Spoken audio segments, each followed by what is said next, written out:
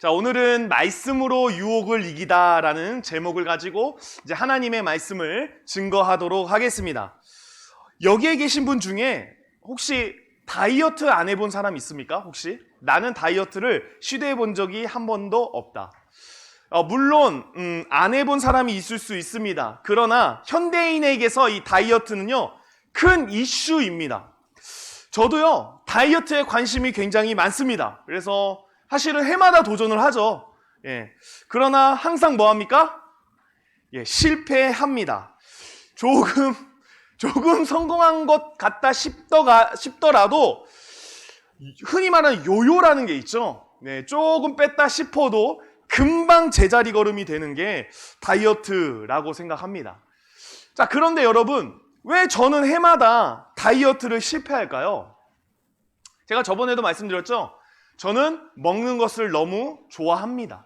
그렇기 때문에 이 주변에 이 먹는 것만 보면 뭐가 되는 거예요? 유혹이 막 되는 거예요, 유혹이. 그러니까 다이어트를 하기 너무 어려운 이유 중에 하나가 유혹이 있다는 거예요, 유혹. 세상에서 가장 미운 사람이 어떤 사람이냐? 다이어트 한다고 이야기했는데 옆에서 뭐 먹는 사람입니까? 라면 먹는 사람. 네, 맛있는 거 먹는 사람이에요. 그러니까 나 다이어트 하는 거 뻔히 알면서 옆에서 막 맛있는 거 먹는 사람. 제가 이제 애써 웃으면서 먹어도 돼요, 이렇게 이야기는 하죠, 제가. 저 신경 쓰지 마세요. 저는 다이어트고, 저 다이어트 하는데, 저 힘드실 거 있어요. 네, 드세요. 하지만 먹으면 어떠고 싶어요? 한 대 때려주고 싶어요, 진짜. 한 대 진짜 때려주고 싶다거든요. 제가 예전에 한번 다이어트 한다고 이야기했는데 제 앞에서 치킨을 먹는 거예요. 그러니까 제가 너무나 힘든 거죠. 네. 우리는 다이어트를 하고 싶은데 유혹이 많습니다. 저번에 TV를 보는데 그 유민상 씨인가요? 제가 기억이 잘 안 나요. 아무튼 그 유민상 씨 그 4명 패거리 있잖아요. 유민상, 그 맛있는 녀석들 그 있잖아요. 아무튼 그 분들 나오는 프로그램이 있지 않습니까? 그러니까 유민상 씨가 이런 이야기를 하는 거죠. 사람들이 자기는 365일을 먹는 줄 안대. 그러니까 왜 365일을 먹는 줄 아냐? TV를 킬 때마다 누가 나오는 거예요? 그 맛있는 녀석들을 하고 있는 거예요. 그러니까 24시간 맛있는 녀석들이 틀면 어느 채널이든 걸리기 때문에 사람들이 자기를 보면은 이 365일을 먹는다라고 생각을 한다라는 겁니다. 그러니까 역설적이게도 현대인들은 다이어트를 원해요. 나의 살을 빼고자 해요. 그런데 TV를 틀면 뭐만 해요? 먹는 것만 하고 있다라는 사실입니다. 그래서 우리는 사실 다이어트를 해야 된다고 말하지만 우리를 유혹하는 많은 것들이, 유혹하는 많은 주변의 환경들이 놓여져 있는 것이죠. 이것은 먹는 것뿐만 아닐 거라고 생각을 합니다. 우리가 각자의 삶 속에서 내가 공부를 하려고 해도, 내가 직장 생활을 하려고 해도, 내가 한번 열심히 살아보려고 해도, 내가 어떤 시험 기간을 맞이해도 우리에겐 항상 무엇이 있습니까? 유혹이라는 것이 있기 마련이라는 것이죠. 자, 하나님을 믿는 것도 마찬가지입니다. 여러분, 하나님을 믿는 것이 왜 어려운지 아십니까? 유혹이 있기 때문입니다. 만약 하나님 믿는 것에 유혹이 없다라고 한다면 우리는 하나님을 잘 믿을 수 있을 거예요.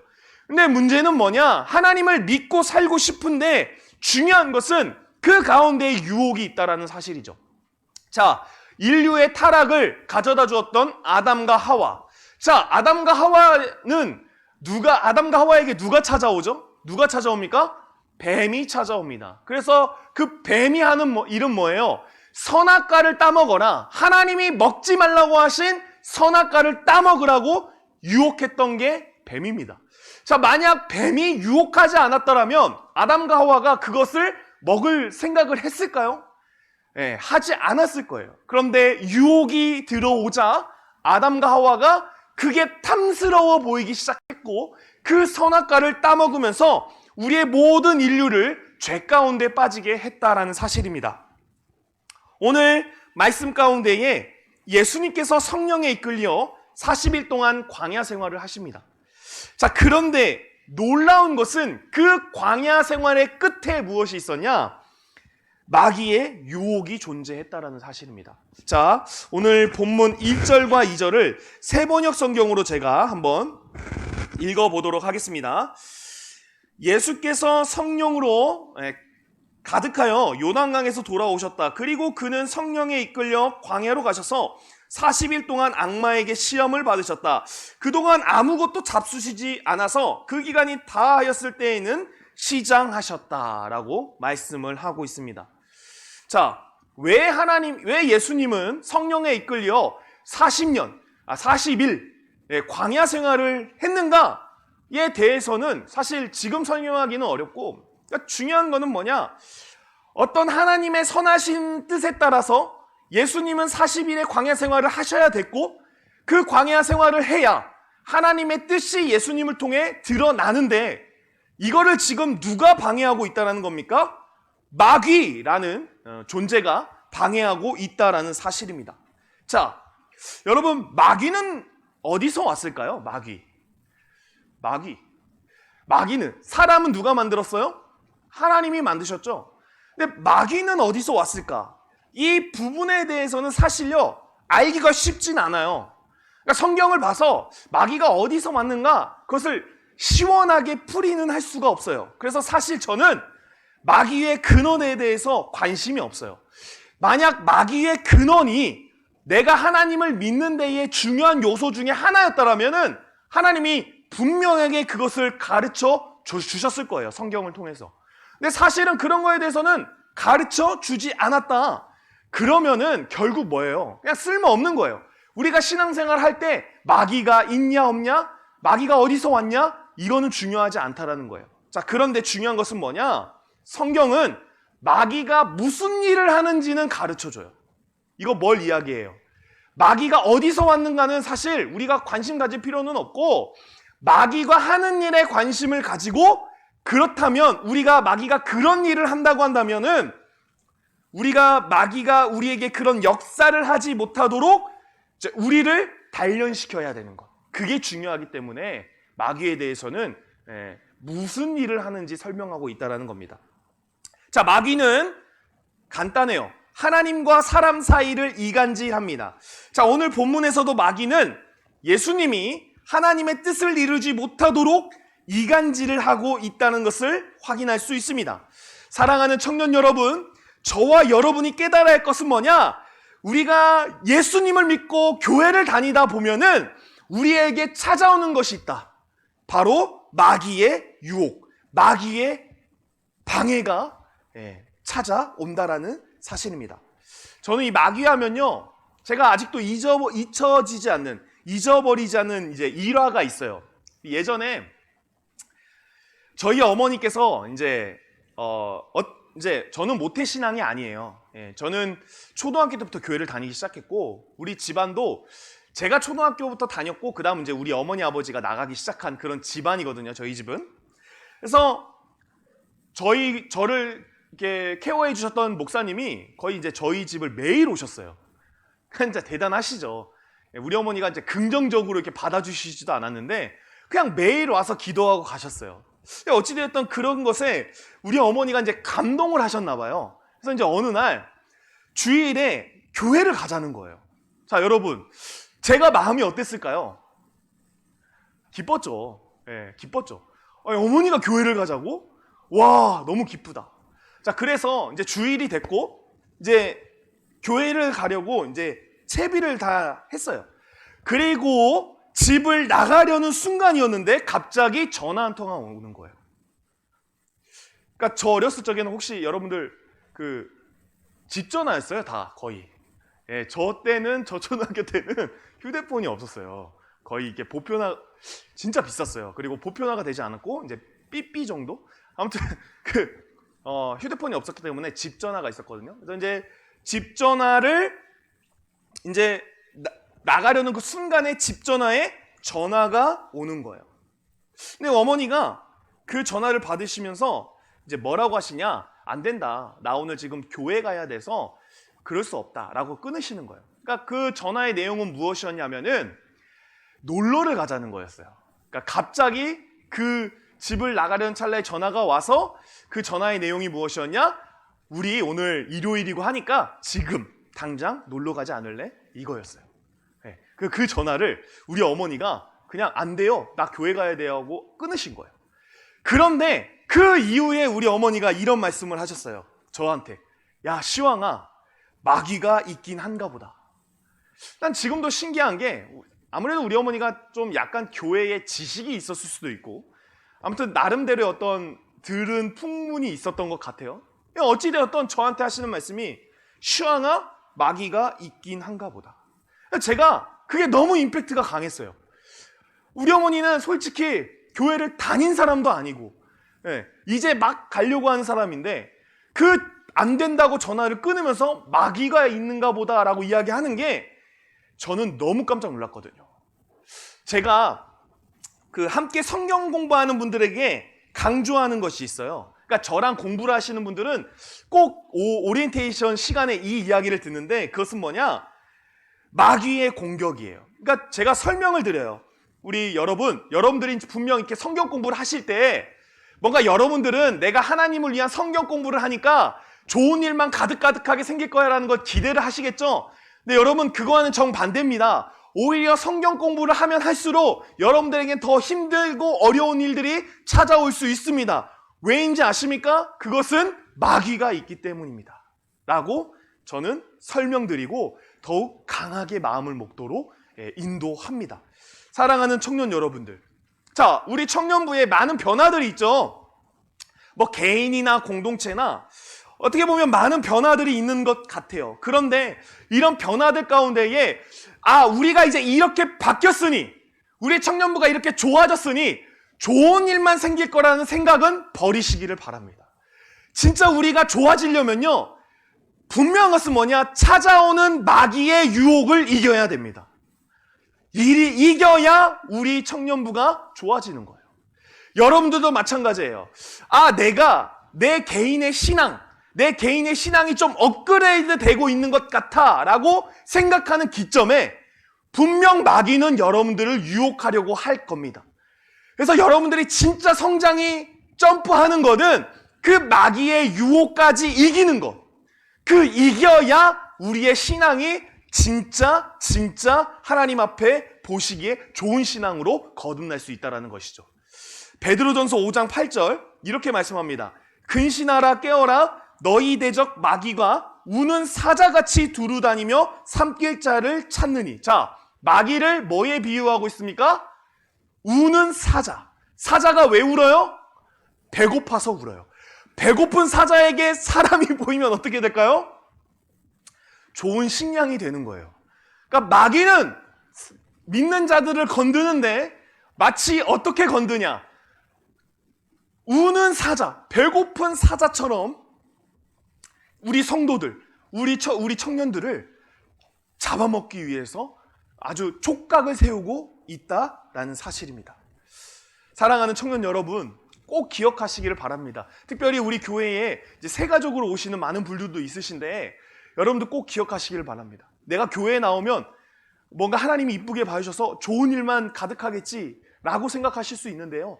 물론 그렇습니다. 그러나 그 모든 과정 가운데에서는요, 분명한 것은 내가 교회를 나오지 못할 만한 여러 가지의 유혹과 이유들이 생긴다라는 사실입니다. 우리 청년들이 이번에 수련회를 제가 어떤 말씀을 묵상하는 어떤 습관을 들이는 데 초점을 맞춰서 진행하려고 하는데, 만약 우리가 진짜 말씀 앞에서 서려고 하면요, 그만큼 많은 유혹들이 찾아올 것이다 저는 확신합니다. 그런데 문제는 중요한 거는 뭐예요? 우리가 그런 유혹을 이기면서 나아갈 때 진짜 하나님을 만날 수 있다라는 사실입니다. 여러분, 마귀가 공격하는 것 좋은 거예요. 좋은 거예요. 여러분, 마귀가 공격하지 않은 것, 그것 굉장히 나쁜 걸 수 있어요. 제가 어느 날 그런 생각이 들었거든요. 마귀가 나를 공격하지 않는다는 게 살짝 자존심이 상하는 거예요. 왜 그러냐면 마귀는 하나님 앞에 열심히 하는 사람을 공격해. 근데 마귀의 공격이 없다? 마귀의 유혹이 없다? 그럼 내 상태가 지금 어떤 거예요? 마귀가 안 건드려도 알아서 무너지는 사람인 거예요. 그러니까 얼마나 자존심 상해요. 그래서 내가 그날부터 마귀야, 나 좀 건드려줘라. 제가 예전에 공부를 되게 못했어요. 자, 제가 어디 출신이라고요? 전라북도 장수. 시골에서는 제가 공부를 안 해도 5손가락이 들어갔어요. 근데 제가 그래서 운 좋게 하나님이 도우셔서 전주시에 있는 인문계 고등학교를 들어갔어요. 자, 그런데 도시 애들 만나니까 제가 따라갈 수가 없더라고요. 진짜 따라갈 수가 없더라고요. 아예 전 기초가 없었어요. 그러니까 너무 힘들었어요. 그러니까 맨날 뒤에서 놀았어요. 그래서 어느 날 이제 고3이었나요? 이제 선생님이 그 수학 선생님이셨는데 이제 시험 성적이 안 좋은 애들을 이제 때리기 시작했어요. 그래서 이제 줄 딱 섰어, 맞으려고. 그래서 이제 제 차례를 기다렸죠, 저도. 아, 이제 큰일 났다. 내가 손 엄청 아프겠다. 이러면서 기다리고 있었는데 갑자기 제 차례가 딱 되더니 선생님이 때리시려다가 아유, 넌 그냥 들어가라, 들어가. 그러시는 거예요. 그렇게 해서 이제 몇 명 맞고 이제 저와 같은 동지들이 한 2-3명 있었어요. 그때 저는 와, 너무 기뻤어요. 왜 기뻐요? 안 맞았으니까.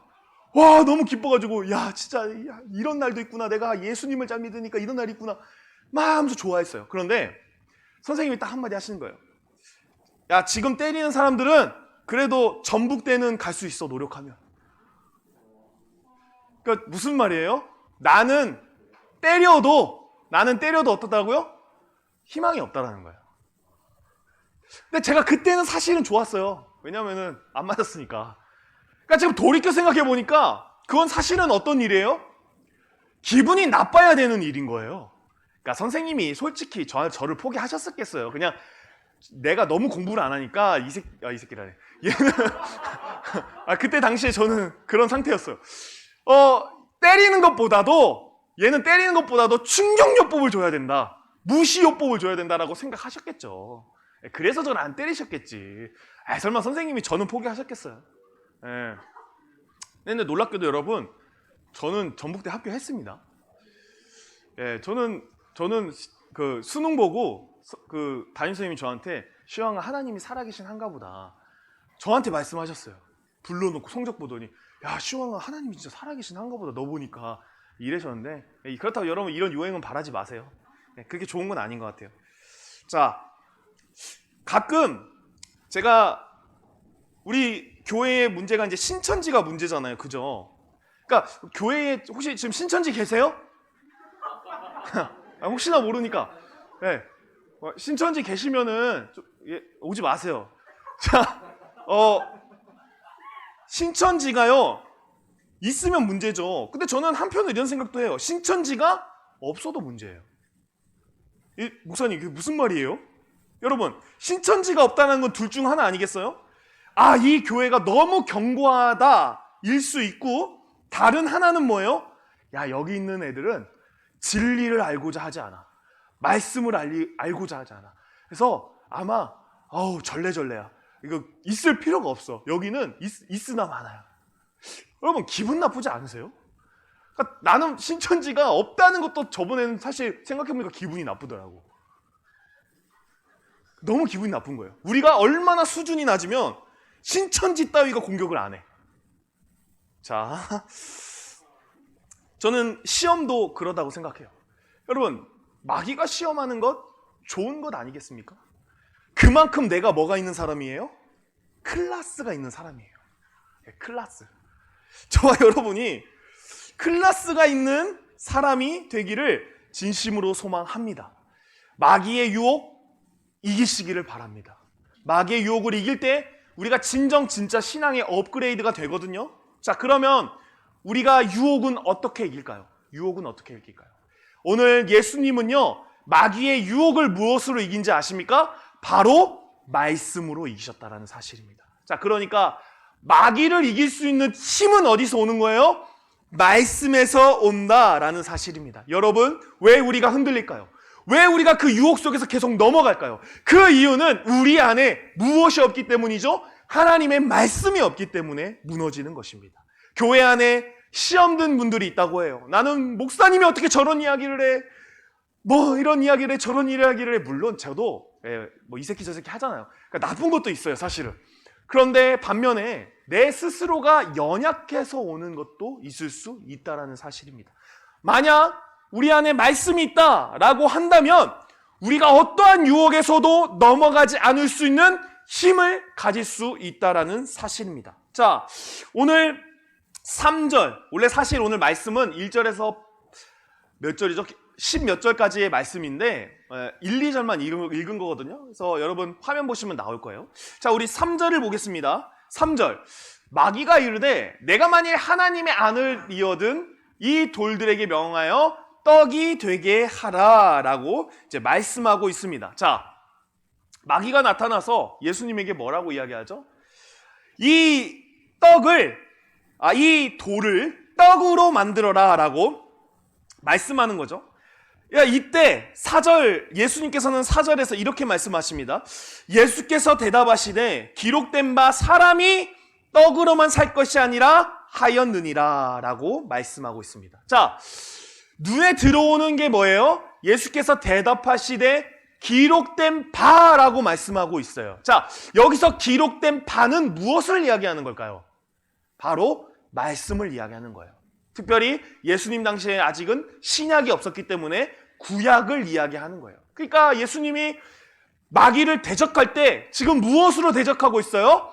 구약의 말씀을 근거로 마귀를 물리치고 있다라는 사실입니다. 자, 3절에서 마귀는 돌들도 떡이 되게 하라고 말하고 있어요. 자, 이거는 무슨 의미를 가지고 있을까요? 돌로 떡이 되게 해라. 이건 무슨 의미를 가지고 있을까요? 자, 여러분 돌하면 무슨 생각이 나세요? 돌 하면 떠오르는 게 혹시 있으세요? 성경에서 돌. 자, 돌 하면 혹시 십계명을 어디다 새겨준지 아세요? 예, 맞습니다. 돌에다 새겨 주었습니다. 자, 마귀가 돌을 떡으로 만들러라 라는 그 시험 속에는 어떤 의미가 들어있냐? 마귀가 이렇게 이야기하는 거죠. 야, 하나님의 말씀으로 살지 말고 너 먹을 것, 먹고 사는 문제에 올인하면서 살아라.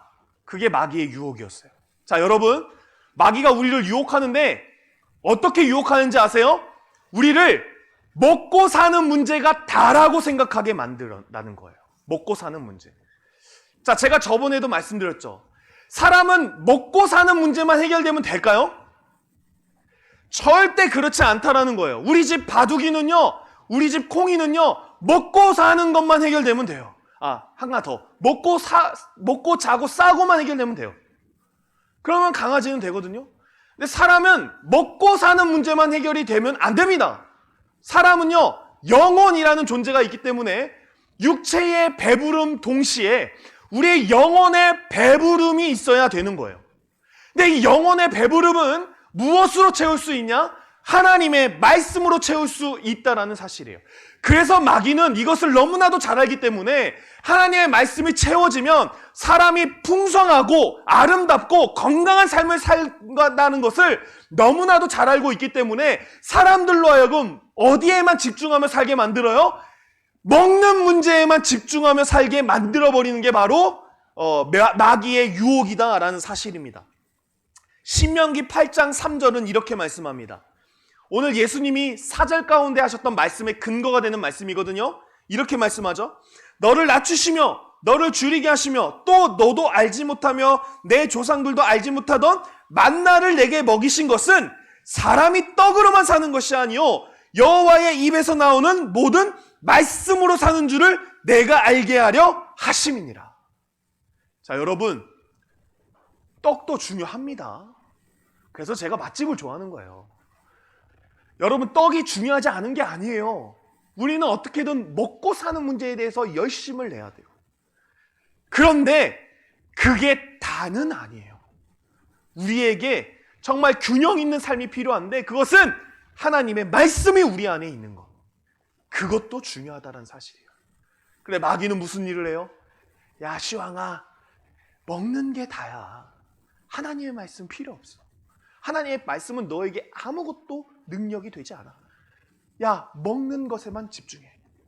이게 바로 마귀의 역사라는 것을 꼭 저와 여러분이 기억하시기를 간절히 소망합니다. 여러분이 만약 먹고 사는 문제에만 집중을 한다면 여러분들에게는 하나님의 말씀이 보이지 않을 겁니다. 근데 여러분, 하나님의 말씀이 있어야 우리가 유혹을 이기지 않겠습니까? 그러니까 마귀가 하나님의 말씀을 멀리하게 하는 이유가 있는 거예요. 무너뜨리려고, 좌절하게 만들려고.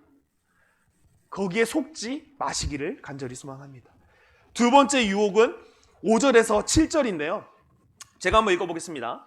마귀가 또 예수를 이끌고 올라가서 순식간에 천하 만국을 보이며 이르되 이 모든 권위와 그 영광을 내가 내게 주리라. 자, 이것은 내게 넘겨준 것이므로 내가 원하는 자에게 주노라. 그러므로 내가 만일 내게 절하면 다 내 것이 되리라. 자, 여러분, 말씀 가운데 우리가 확인되어지는 게 뭡니까? 마귀도 우리에게 무엇을 줄 수 있어요? 세상 권세를 줄 수 있다는 사실이에요. 마귀가 하는 일이 뭐예요? 모든 권위와 영광, 천하 만국 또한 마귀도 줄 수 있다는 사실이에요. 자, 그런데 예수님 뭐라고 말씀하시냐? 8절입니다. 예수께서 대답하여 이르시되 기록된 바 주 너의 하나님께 경배하고 다만 그를 섬기라 하였느니라. 자, 뭐라고 말씀합니까? 성경에는 오직 하나님만 경배해야 된다라는 거예요. 여러분, 저는 오늘 여러분들에게 진짜 성공이 뭔지를 좀 이야기하고 싶습니다. 여러분, 세상의 사람들은요, 성공이라는 그 단어 앞에 부귀영화를 다 누리는 사람, 그 사람을 성공했다라고 정의합니다. 천하를 다 얻은 사람을 성공했다라고 이야기를 하죠. 자, 여러분, 대통령 선거가 다가옵니다. 사람들은 누구에게 성공했다라고 이야기할까요? 대통령 선거가 다가왔죠? 누구에게? 3월 6일인가요? 7일인가요? 9일인가요? 그래서 죄송합니다. 3월 9일이 지나면 사람들은 누구에게 성공했다고 이야기할까요? 분명 당선된 사람을 성공했다라고 말할 것입니다. 왜냐하면 세상은 돈과 명예와 권력이 있는 사람을 성공했다라고 이야기하기 때문이고, 또한 낙선된 후보들에게는 꼬리표 같이 어떤 꼬리표가 이제 붙게 되죠? 실패라는 이제 꼬리표가 달아진다라는 사실이죠. 근데 여러분, 세상의 사람들은 그렇게 성공을 정의하지만 하나님은 과연 어떻게 보실까요? 하나님도 마찬가지로 대통령이 된 사람은 성공했고 낙선한 사람은 실패했다라고 하나님은 말씀하실까요? 단언컨대 하나님은 절대 그렇게 말씀하시지 않을 것이다 라는 사실입니다. 여러분, 인생을 성공하고 싶으세요? 인생의 진짜 성공은 어디에 있는지 아십니까? 그것은 바로 일평생 하나님과 동행하며 사는 인생을 성공이다라고 이야기합니다. 그러니까 여러분, 하나님은 네가 대통령이 되고 뭐가 되고 사실 이거에 관심 없으세요. 그러니까 뭐 극단적으로 얘기하면. 근데 하나님이 관심 있게 보는 거는 오늘 하루 이시왕이가, 오늘 하루 우리 청년들이 하나님과 동행하며 살았냐, 이것을 가지고 하나님은 형통이라고 말씀하셨고, 우리말로 정의하면 이것이 바로 성공이다 라고 말하고 있다는 겁니다. 왜 그렇죠? 결국 하나님이 없는 인생은요, 허망함이고 멸망이기 때문입니다. 우리 시편 49편 20절에 이렇게 말씀합니다. 제가 쉬운 성경으로 읽어드릴게요. 사람이 아무리 돈이 있어도 깨닫지 못하면 멸망하는 동물들과 같습니다. 뭐라고요? 사람이 아무리 돈이 있어도 깨닫지 못하면 멸망하는 동물과 같습니다. 여러분들, 사람이 아무리 높은 지위를 가지고, 사람이 아무리 높은 많은 돈을 가지고, 많은 권력을 가지고, 많은 명예를 가졌어도 하나님과 동행하지 않는 삶을 사는 사람들은 결국 멸망할 것이기 때문에 그들을 성공이다라고 정의할 수 없다라는 사실입니다. 여러분, 하나님이 얼마나 공평하십니까? 세상의 기준은요, 성공할 수 있는 사람과 없는 사람이 분명히 정해져 있습니다. 그러니까 모두 다 성공할 수가 없어요. 세상의 정의는. 다 성공할 수가 없어요. 그리고요, 성공했다고 말하는 사람조차도 성공이라고 말할 수가 없어요. 그러니까 세상이 말하는 어떤 성공의 정의는 그 누구도 성공을 할 수가 없어요. 그런데 하나님 뭐라고 말씀하시죠? 하나님은 누구나 성공할 수 있다. 나와 동행하면. 나와 동행하는 게 성공이고 형통이다. 얼마나 공평합니까? 사랑하는 청년 여러분, 마귀는 여러분들에게 천하를 얻으라고 할 것입니다. 천하를 얻어야 성공한 사람이다라고 이야기를 할 것입니다.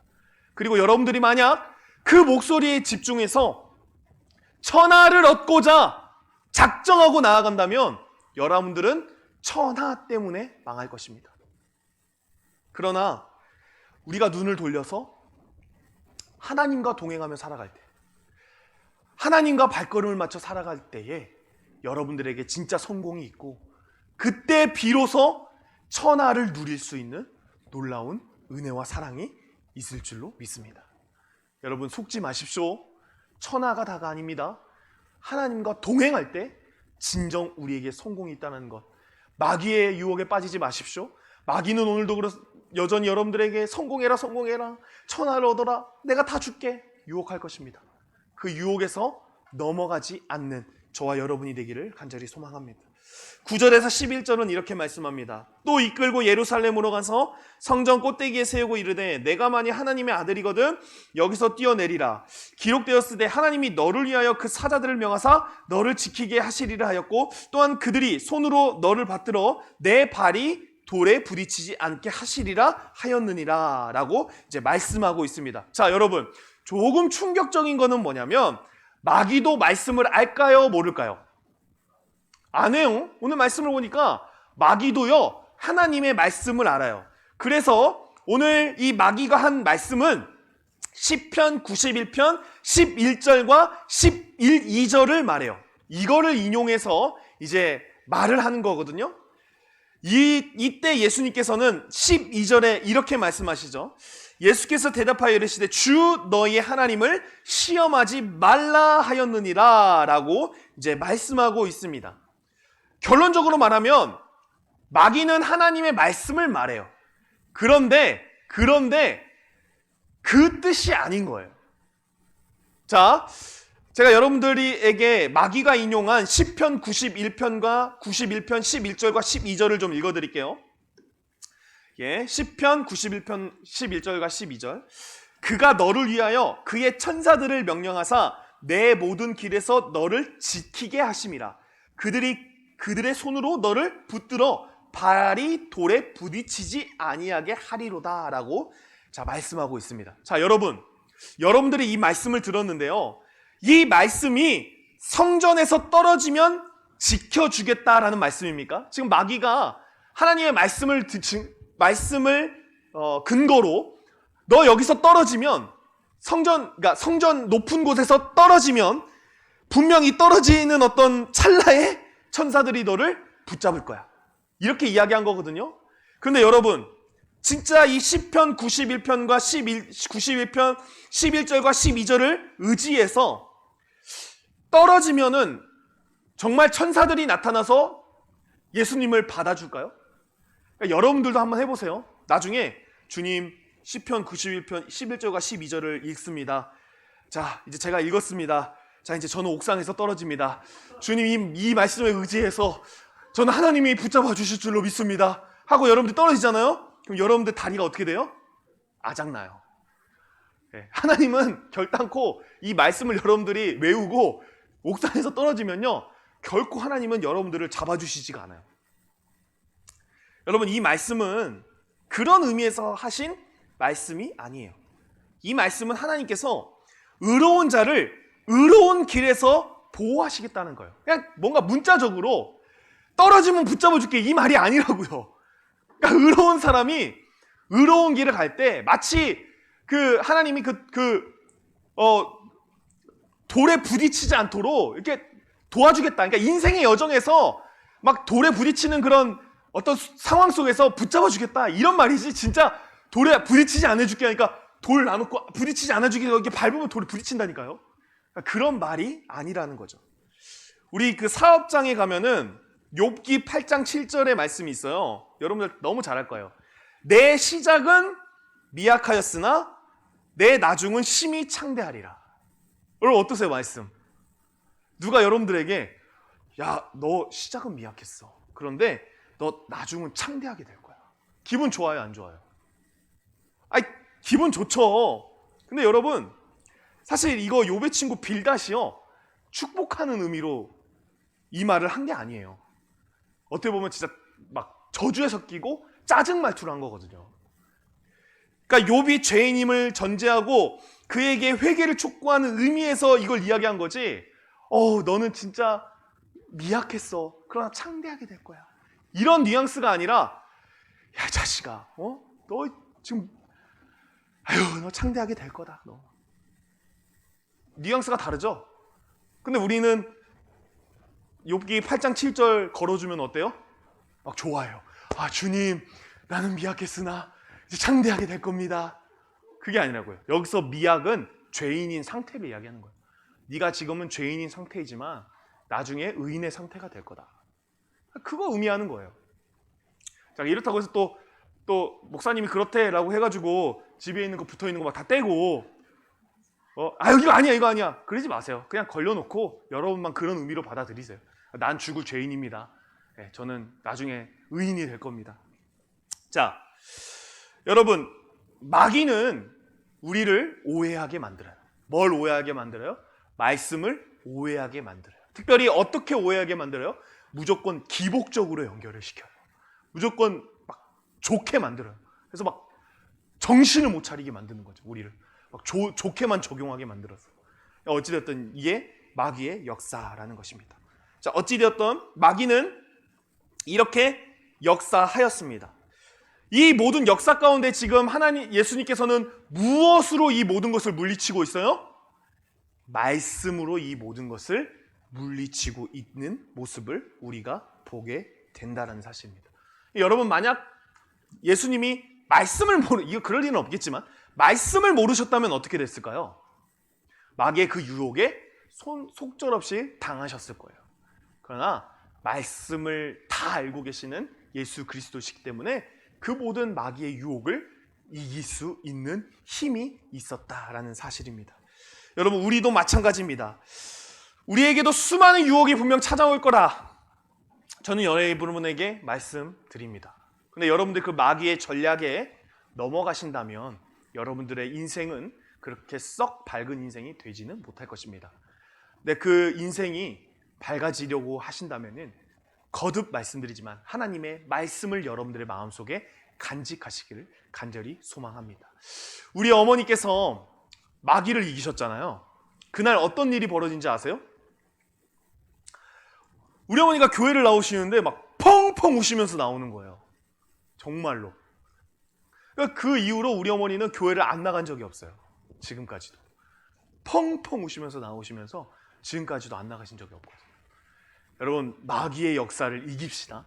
이길 때 우리에게 놀라운 은혜가 있다는 사실을 꼭 기억하시기를 간절히 소망합니다. 우리 시간 함께 찬양하고 싶은데 제가 하고 싶은 찬양이